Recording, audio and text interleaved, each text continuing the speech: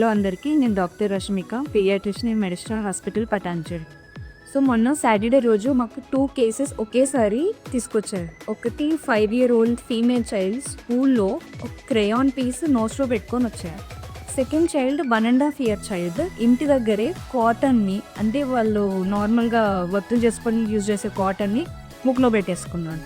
So ఈ 6-year-old child అంటే crayon కాబట్టి చాలా డీప్ వెళ్ళింది, ఓకే దాన్ని తీసాం. Second child 1.5 year child cotton ఎప్పుడు పెట్టుకున్నారో పేరెంట్స్ తీయడానికి ట్రై చేశారు. సో చాలా లోపలికి వెళ్ళిపోయింది. ఇక్కడికి వచ్చాక మేము అంటే దానికి తీయడానికి ఎంతో ప్రొసీజర్ ఉంటుంది, ప్రాపర్ లైటింగ్ ఉండాలి, దాని ఎక్విప్మెంట్ ఉంటుంది అండ్ టెక్నిక్ ఉంటుంది.